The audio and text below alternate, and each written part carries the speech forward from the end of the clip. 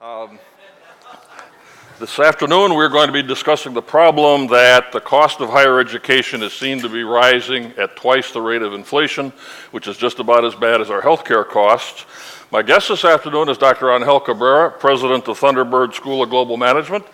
He is an amazing visionary and educational leader, and he will address us on fixing the business model with leading to affordable higher education worldwide. Angel, as I analyze businesses, I see pressures from globalization, from competition, regulation, deregulation, technology, and so forth, causing companies to re-engineer and reorganize and create all sorts of global alliances. How has the traditional American university responded to these same pressures? Poorly. Short answer. Short answer. In fact, my sense is that traditional universities live in a pretty bad case of collective denial. I think we have seen what technology has done to other industries, especially the media, which is another sort of content distribution industry, and how one after the other, every piece of the media industry has been really transformed by this combination of trends.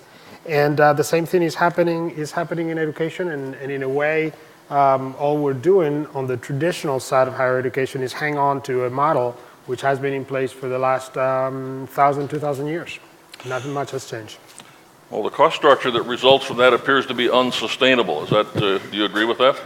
It is true, and it's not the cost is one part of what is changing. The quality and the mode of education is the other piece. I mean, the traditional universities, if you look at, you mentioned that earlier, how tuition cost has evolved compared to inflation. We've pretty much now several times, probably 2 or 3 times more expensive than we were even 25 years ago. We've done a great job of pushing ourselves out of business. And meanwhile, you have new players that are coming to fill the void with amazing results. You probably all have heard of the University of Phoenix, which right now is by far the largest university in this country. It is about 500,000 students right now. It is bigger than the Ivies, throw in the California system. All that combined, it's still not the size of the University of Phoenix. And it's not just a question of size, it's a question of model of distribution of education. It's a different approach to education. And meanwhile, again, the traditional institutions, so we're doing is sort of look down upon them and say that's not real education, that's a diploma mill, that's not quality, da-da-da-da-da. Meanwhile, 500,000 people disagree with us. What can we learn as traditional university? What can we learn from the Phoenixes? Well, they're challenging. They're challenging lots of the sort of the assumptions of what goes on. For example, the traditional university system is based on the idea that you have to match research with education, which there are of course absolutely phenomenal universities that have done and that have become examples and leaders in the world by doing that, by combining research and education.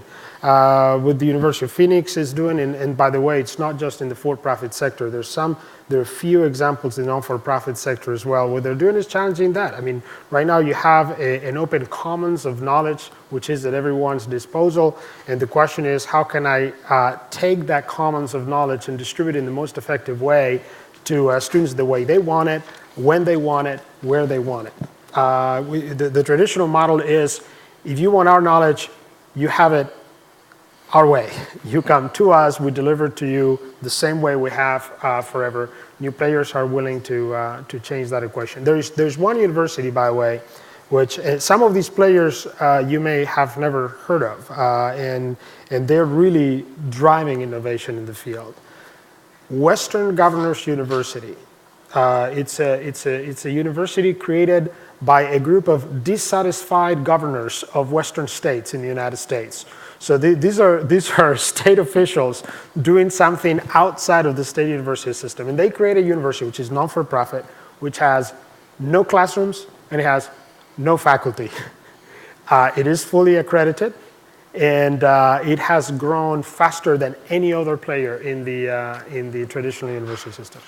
Well, the for-profits get a lot of the blame here. Last week, public radio, public television, Frontline had quite a, I guess they would call it an expose of these for-profit schools. It sounded like the biggest sin they had was that they were making a profit, but they're not the only source of radical change. I talked to a friend the other day who was demonstrating his new iPad, and I said, show me something. So he showed me a lecture by an MIT professor, and kind of jokingly I said, so what does that cost, 99 cents like iPhone apps? He said, no, it's free. And I'm also taking courses from University of California, also free.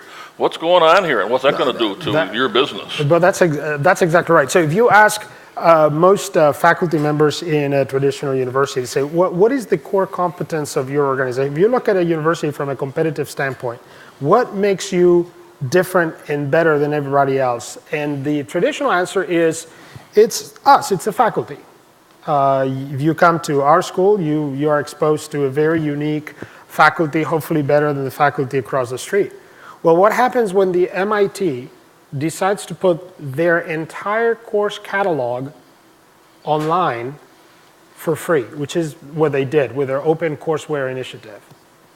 Now think about, the universities across the country, across the world is, can you teach intro to physics? Can you teach algebra or calculus better than the guys who are doing that at MIT? Because that content is now available for free. And if you cannot, then please tell me what good reason anybody would have to choose to come to your university. What is exactly the value proposition that you're willing to offer? It is, these trends are challenging those basic assumptions. It is true that some of the new players, the for-profit players, are getting a bad rap in the media. Some of that is deserved. I'm not an advocate for them. In fact, I am on the traditional side of this. And some of the things that have happened are questionable. But to focus all the attention on that piece of that business is basically to ignore the dramatic innovation that these guys are driving. University of Phoenix, again, is a multi-billion-dollar publicly traded company. They can use the power of financial markets and put them to work in the development of new learning management systems. They're investing more money in coming up with the new platforms to manage learning at a level of investment that none of us can come close to.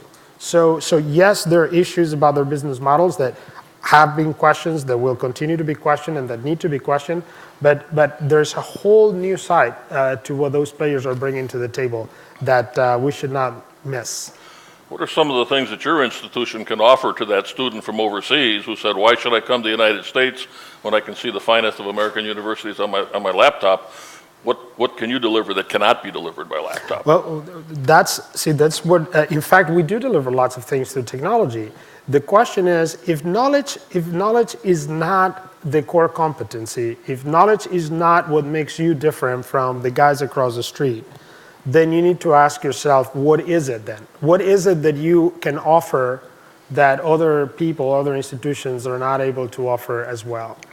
Part of it is the social capital that you offer, the type of people that you attract. Part of it might be the type of setting, of experience that you set up. Part of it might be the type of pedagogical model that you bring together. In our case, we were founded to train international business leaders.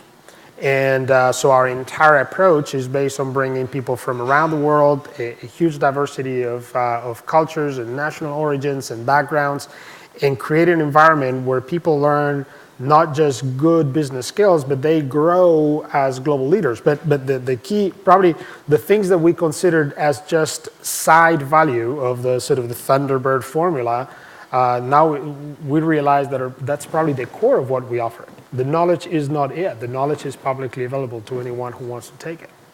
What are you doing in the areas of teamwork? That seems to be an important issue of people, and particularly global teams where maybe your connection is only by telephone or by internet or maybe by closed-circuit TV or maybe by some of these sophisticated international communication media. Well, a few years ago, we started our first blended program. It's a program that combines face-to-face delivery with distance delivery.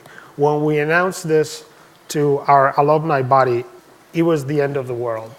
It was the reaction was absolutely appalling. Everybody was mad. This is the end of Thunderbird. There's absolutely impossible. You can recreate the magic, the Thunderbird mystique, even we have a word for it, in a distributed technology mediated platform. That was, and a big part of the argument was exactly what are you doing about leadership, about teamwork, about the kinds of skills that you develop when you come together in a physical campus, in a physical place.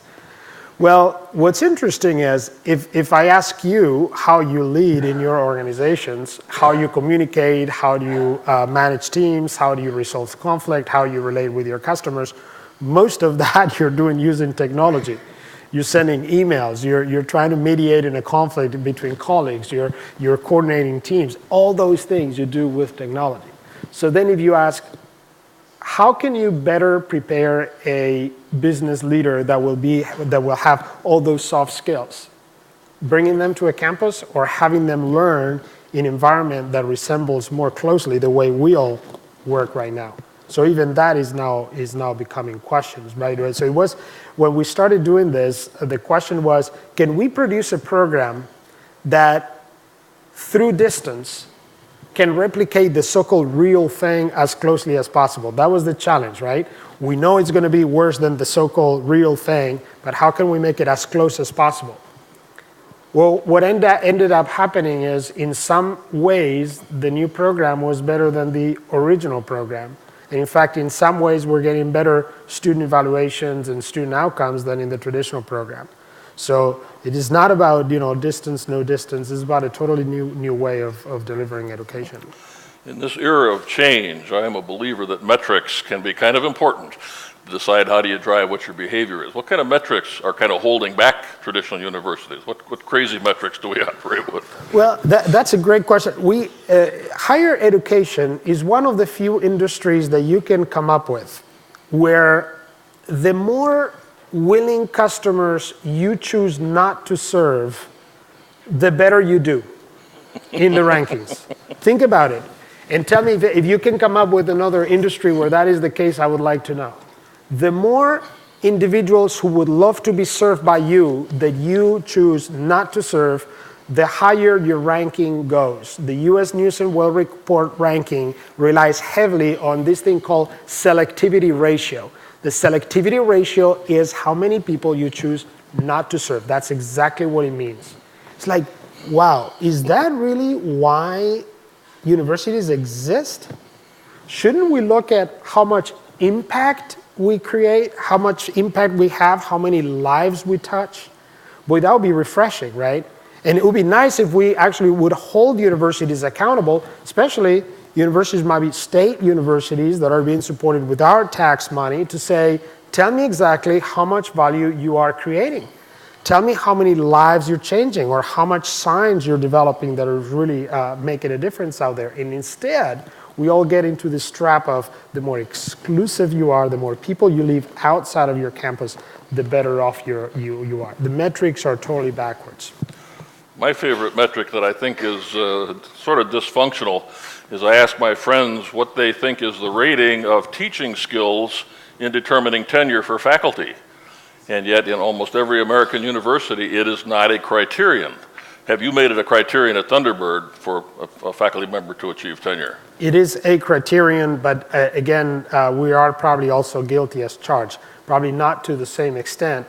Teaching at Thunderbird is a big part of a tenure decision, but you're absolutely right. In the traditional research-based American university, you need to be a top researcher to earn tenure. Teaching itself will not grant you tenure. That is the reality. Again, if you, depending on what it is you expect of universities, then that system might make sense or might be totally absurd. I'll tell you, in some of these new universities that are emerging, the University of Phoenix, and I keep talking about University of Phoenix, but there are many others.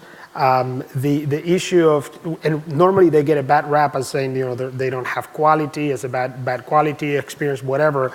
Actually, they arguably do a better job of controlling teaching quality than we do. Those universities can add instructors as they grow very easily. They can train new instructors and add them, and they have incredible data that if an instructor is not performing, that instructor will not be in the classroom the next term. Things that are basically impossible to do in the traditional model. I taught for about 10 years in a for-profit business school, and I got coaching, I got mentoring, I had to prepare business teaching plans, I had to deliver sample lessons to the master teacher. I had people visited my classroom. They took student evaluations. In most universities, if you can show up on time and find the right room, you can teach. There are no requirements, no pedagogical requirements. Yeah. So, well, if I may, I mean, the thing is that the very notion of what a teacher is has dramatically changed. If you can have free access to lectures on YouTube, iTunes, OpenCourseware, of the world's best minds in any field that you can think of, okay, if that is the case, then do you really need someone with a PhD who's a top researcher to be delivering a lecture that very likely is not going to be nearly as good as the one that is available for free? Probably not. Probably what you need is a coach, is a learning coach, is a facilitator, is someone who will walk you through the process, someone who will be there to support you. So the very notion of what a faculty member, what an ideal faculty member is, might be changing with these new models.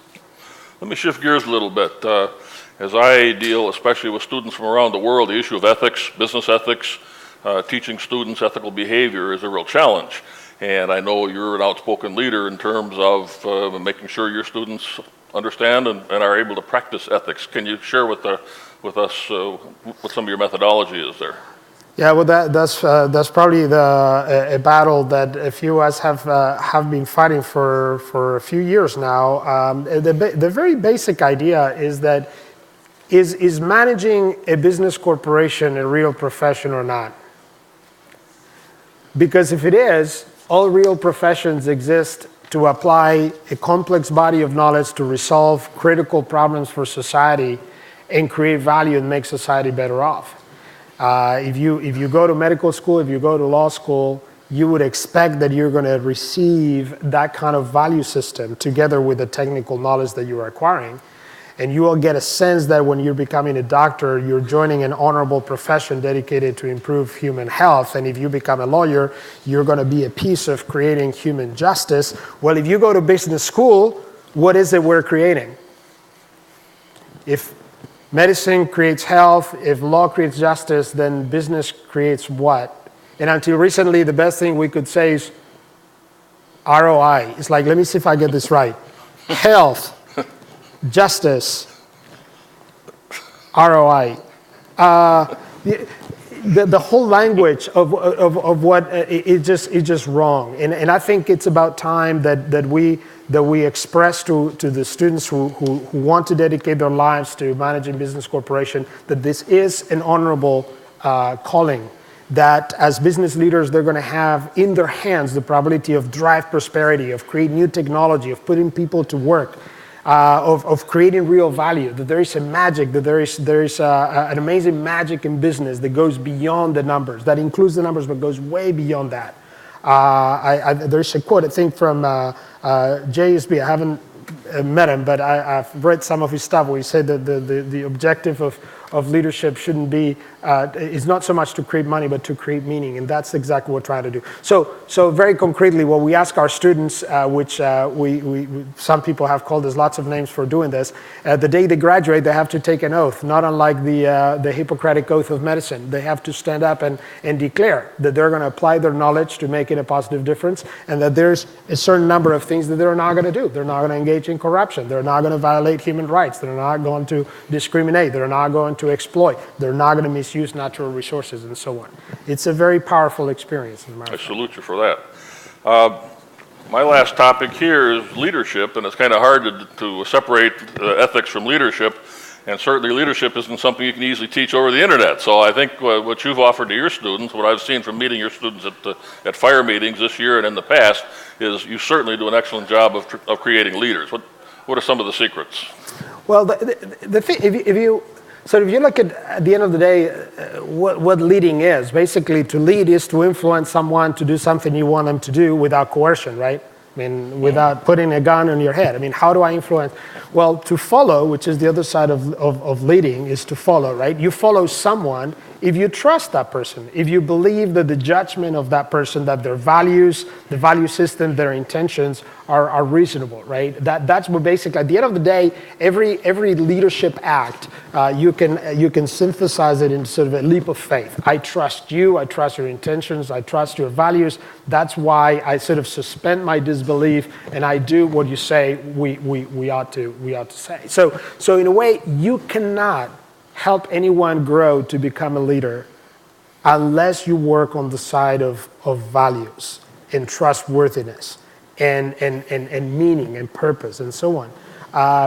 You cannot do one without the other. Leadership is not just a bag of tricks that one can just pull out and, hey, look at how charismatic Bill Clinton is on stage. How can you copy that? Leadership goes beyond that. Leadership is about really being true to your values, about earning the trust of people and so on. And that is the toughest part of business. In fact, one of the reasons why probably a business education is failing in many ways at producing the leaders that we claim that we produce is because we've left values out of the classroom. In fact, they make us very uncomfortable to talk about values. We say, go to church if you want values. We will teach you the formulas of finance and the frameworks of marketing and so on. So I think that there's a lot of work ahead of us in business schools to rethink what the expectations are of society, to rethink what our own responsibilities are, and to really follow a very different approach. So if we sort of go back to the premise of this discussion that costs are somewhat out of control, people have suggested in the healthcare side it's a market failure. And perhaps the same kind of a thing applies on the education side, that maybe the people that are paying are not so much the people that are receiving the value.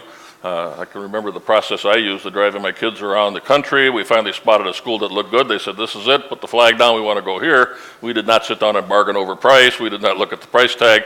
They were happy there, that's where they went to school. I mean, what's happening here in terms of the price mechanism and the bargaining mechanism so that people are getting what they're paying for? Yeah, you're right. It's a market failure, and the market failure is being attacked by new commercial entrants, and that's what's creating a whole new set of options. There is another case which some of you may have followed, and that's also another university from the Phoenix area. It's called Grand Canyon University. Grand Canyon University was a traditional non-for-profit Christian school in Arizona. I arrived to Arizona. I was recruited to Thunderbird in 2004. When I arrived to Arizona, the school was pretty much bankrupt. They were going to shut down. It was taken over by a group of entrepreneurs. They turned it around, eventually took it public in the fall of 2008. Try to see how many IPOs you can cite from the fall of 2008, the post-Lehman era in 2008. They're worth right now $1.2 billion in the market. Market cap, $1.2 billion. We're the #1 school of international management in the world. All this school, all that. I have to struggle to raise $1 million to fix a roof. These guys go from bankruptcy to a market cap of $1.2 billion. There's something really amazing happening in the world of higher education. If you don't, if you don't want to see it, I think you might be doing that at your own peril. So we wind up with a $200,000 bachelor's degree leading to a 30% chance of employment at the undergraduate level. Similar economics in a lot of the professional schools and graduate schools. I guess maybe the entrepreneurs will help us take some of this stuff apart. We've got just under 2 minutes, and I thought we should leave a couple of questions for this very interesting gentleman. So please identify yourselves and your companies.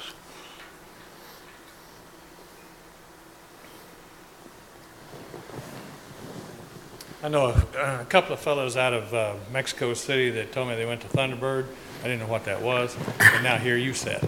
So they're very successful. So I guess my question then would be, in regular universities you get dictated to, and in the Thunderbird, are you more or less coached and model role play to figure out how to do it? in many ways, we're not that different from traditional higher education.